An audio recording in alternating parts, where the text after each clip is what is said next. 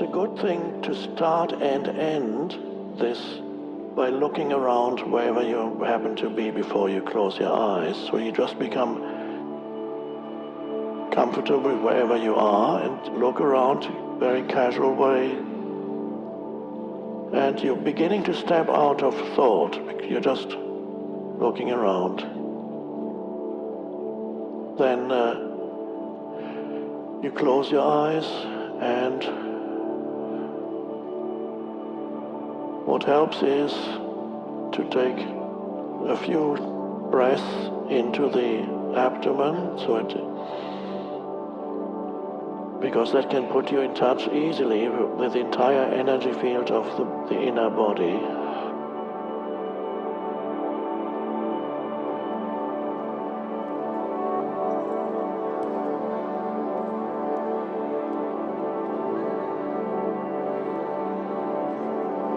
As you breathe in, the abdomen expands a little. Then you hold it at the end of the in-breath for 2 or 3 seconds. Feel the energy expanding then throughout the body, and then you breathe out and in again, and you follow the breath with your attention. This is the ancient breath awareness practice.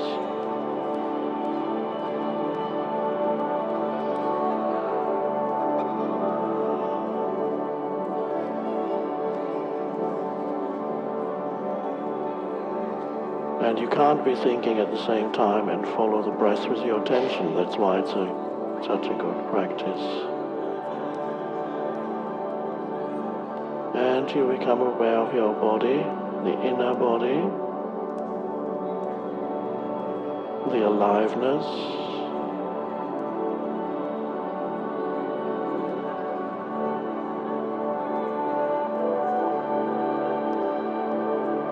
now gradually you feel that the awareness of the inner body, the aliveness of the inner body, and the inner body become a single thing, or single no thing. So you merge with the sense of aliveness and stillness. Instead of observing it, you feel that you are it. And it is awake.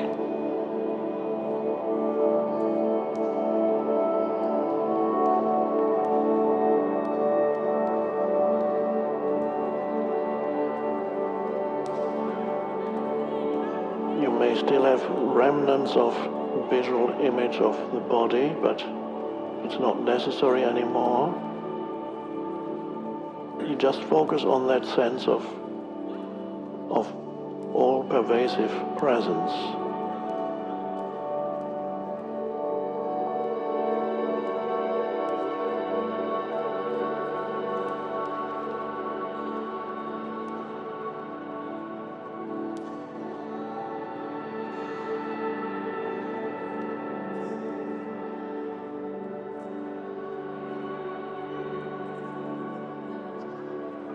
And that is not other than you, that is essentially you, that is the essence of who you are, that is the I, before it becomes something.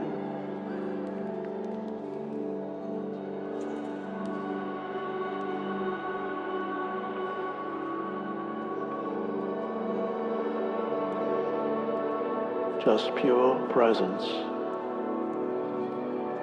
There's a meditation that starts with the question, who am I?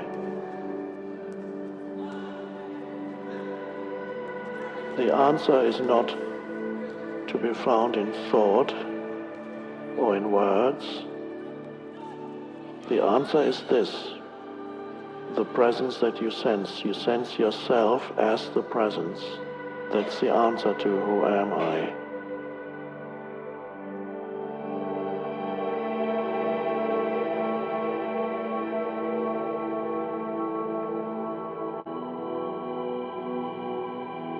A criterion for success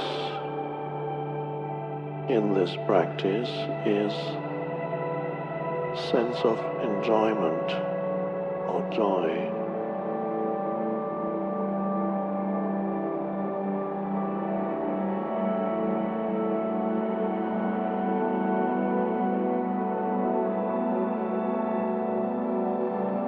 And we could call that the joy of being. Not being anything in particular, just being.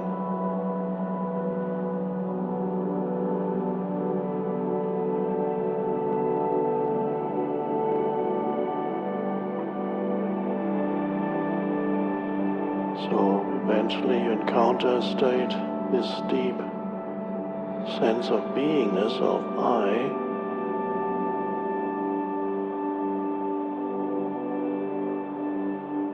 It cannot be improved upon. Nothing needs to be added to it. It doesn't get any better than this, to use a common expression. This moment, being conscious of being, listening to the wind as on the surface of things.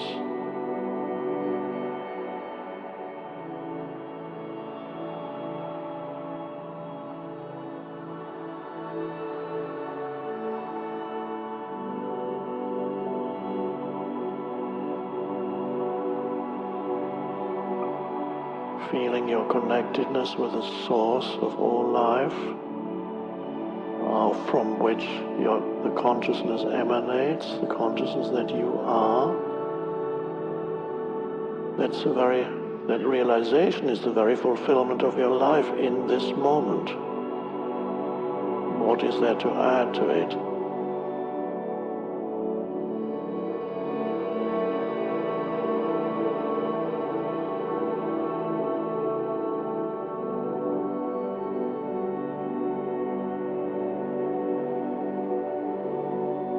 On the level of being, you're already complete.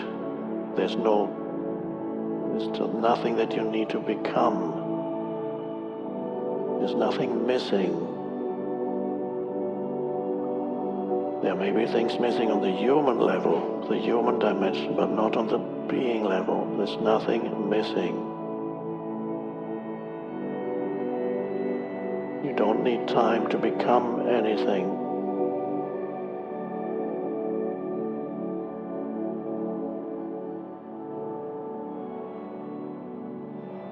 That's the fullness of life that Jesus talked about, or the emptiness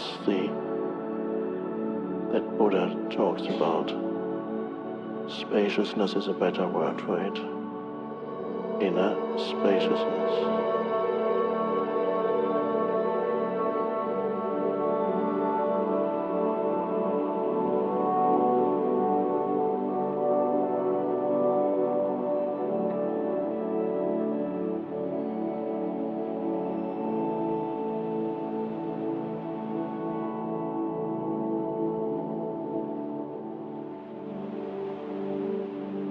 And then as you open your eyes and look around the room again, continue to feel the stillness or the spaciousness within as you look around the room.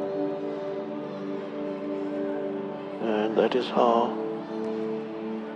you realize the possibility of being present within and without.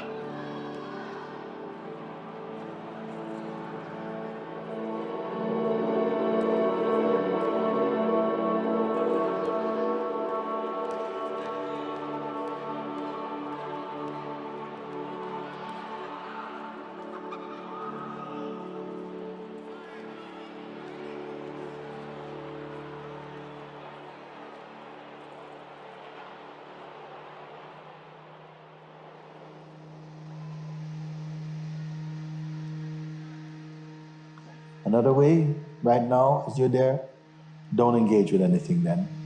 Just don't pick up anything at all.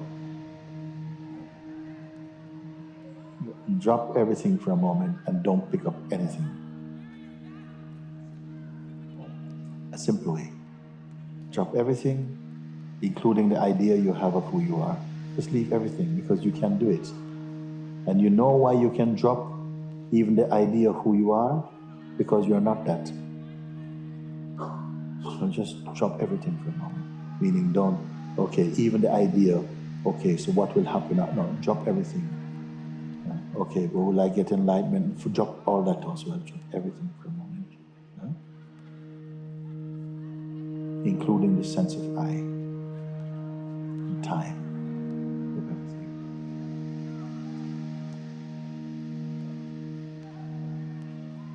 What remains now?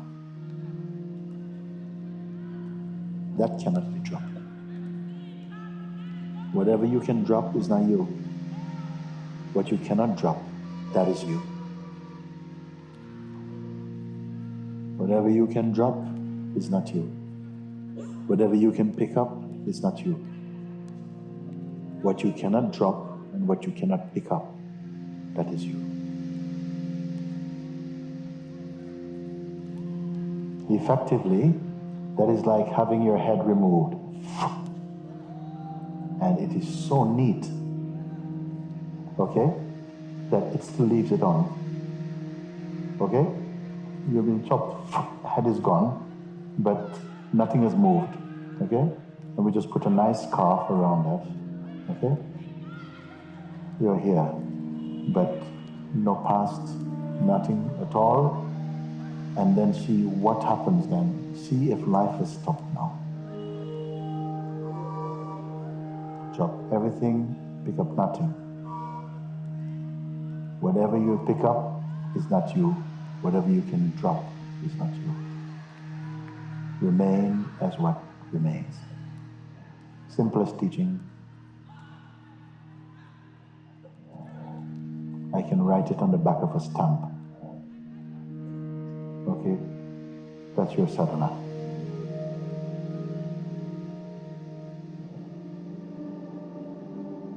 If you can accept it.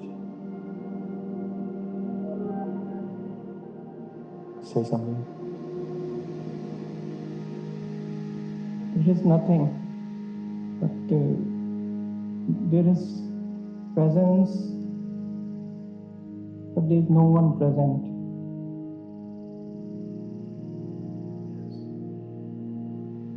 Live like that. Die, but don't be dead. Don't listen to what your mind has to say about it. Look how much trouble he got you into so far. Go like that.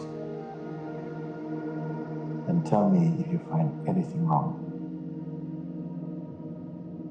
Move like that and see if your life becomes hell or heaven.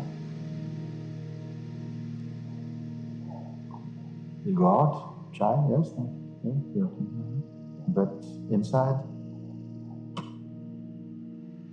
okay, just what comes natural, so that you're not living life, you're being lived as life. You're not living life.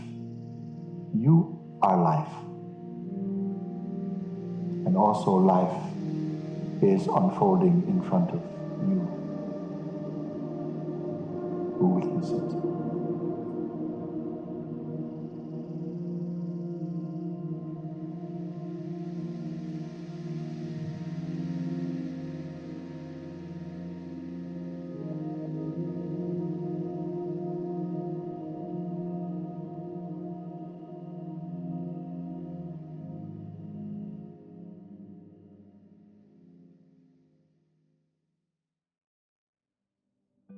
So a lot of times people that are spiritually inclined, they're sort of almost hooked up in their mind and in the way their aspiration to wake up to a greater reality. That's what spirituality is all about, I suppose.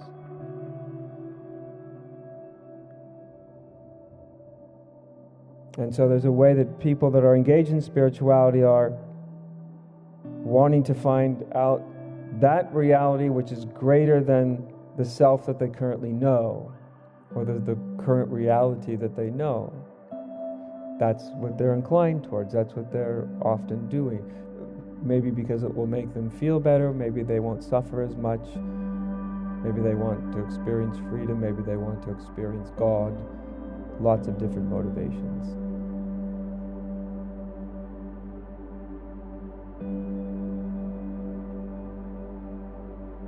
to flow back into life is something that a lot of times a spiritual sort of personality is much more hesitant to do. Because life itself is a rough and tumble thing, is it not? It can be. It's not only rough and tumble, fortunately. It has lots of beautiful things about it, but it has a quality of being rough and tumble, and life has more edges than one might want to allow. And so it can be a great tendency to unconsciously say no to this one, no to the way things are. No, because to say yes is a kind of death. Who would I be if my basic orientation to life was yes?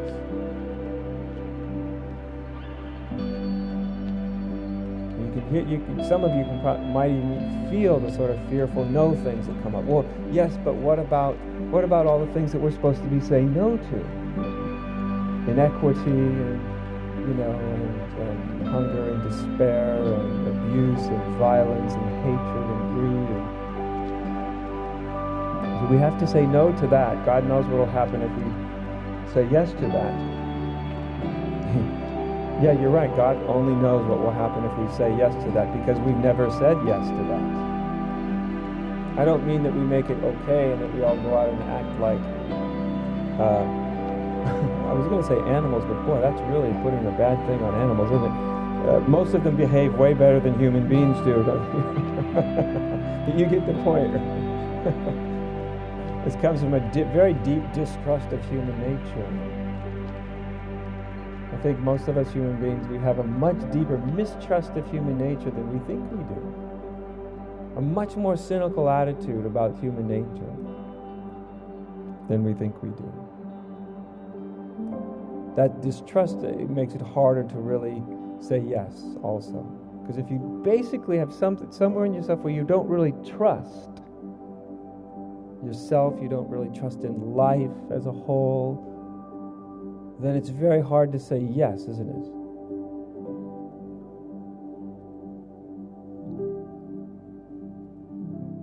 But of course, everything that we might say no to, we have to remember that we're saying no to what does exist. It doesn't matter if we say no to what. It doesn't matter if we say, no, I don't like it raining. It doesn't matter if you don't like it raining. Apparently, nothing's listening to you. The weather isn't listening to you. The sky, it's just raining. That's all. It's just raining. Saying no doesn't alter anything. It doesn't change anything. That's pretty rudimentary. It's funny how you can have that something so obvious, but actually have an orientation where every time it rains you get upset. Just an example. An easy way to state all this is just when you are living in an argument with the present moment, with what's happening, then you're always on the losing end of the argument. Always. The nice thing about it is life is extraordinarily consistent. You never win an argument with it. Never. Not even once. Because it always is exactly what it is. That's just, it is what it is. At any moment, this instant is simply what it is. It's neither good nor bad nor right nor wrong. It's simply what it is. And if you argue with it, you lose, which means you get tense, you get upset, you get tight. Same things goes true with the past and the future. You argue with it, you get tense, you get tight, you get upset.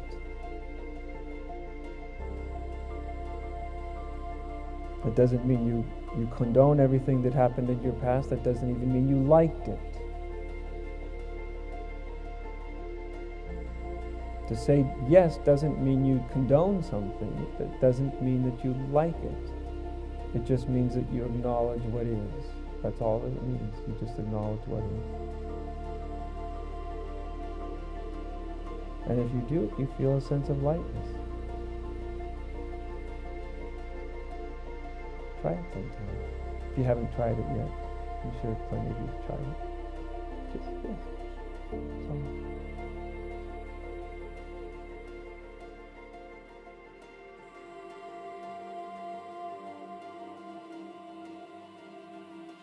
So it sounds very rudimentary, doesn't it? Extraordinarily rudimentary.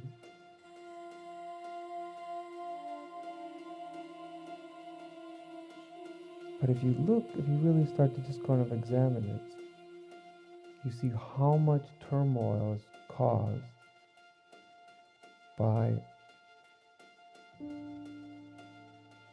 no.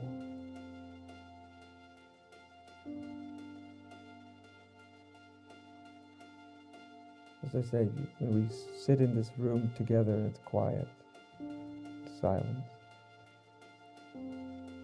if your underlying attitude is yes, I don't even mean that you're saying yes, of course, in your mind, but if your attitude is yes, then it's rather pleasant. If your attitude is no, then it's not so pleasant. It's not so easy.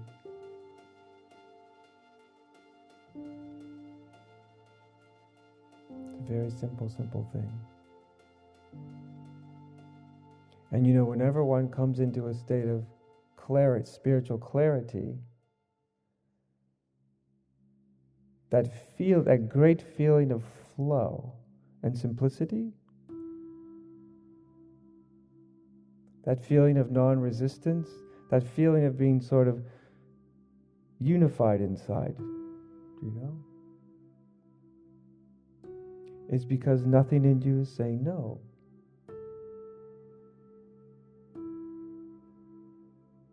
And so you start to feel and move and act and react as a one whole being. As actually everyone is one whole being.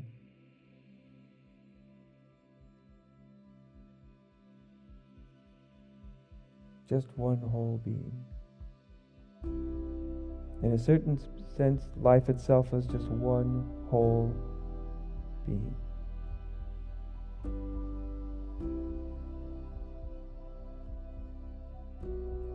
To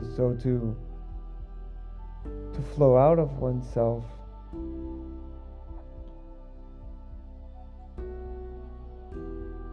is really to give up the resistance. This is probably one of the most challenging things that life teaches each one of us, right?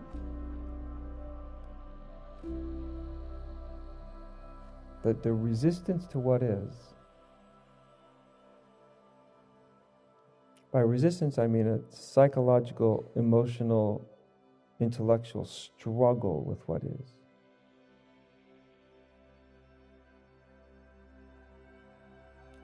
To finally be able to let go of that struggle with what is a very,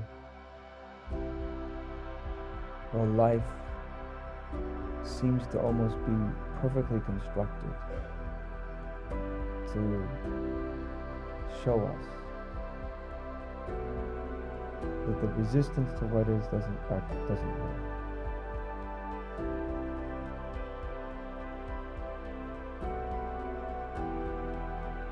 And you can feel it in the energy. Even when I'm just talking about it, even simply through the act of describing it, you can feel it in the energy when the resistance starts to just relax a little bit. You can feel it. The whole internal and the external environment starts to change, starts to modify.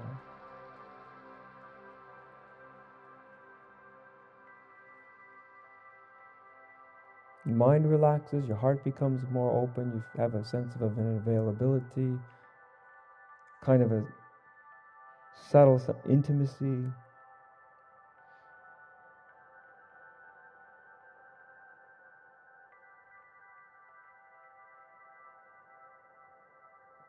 And all this can begin to give rise to something inside you that's extraordinarily important. Which, as I said, it seems like most human beings don't have it really, which is just an instinctual inherent trust.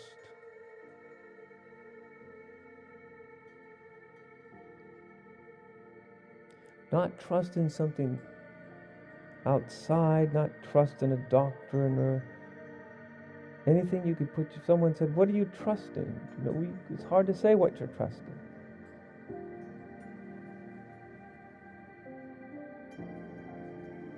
That you will know what you need to know when you need to know it, that you will do what you need to do when you need to do it. That everything will become clear at exactly the moment that it actually needs to become clear, and not 1 second too soon and not 1 second too late. All that stuff comes from a kind of inherent trust, doesn't it?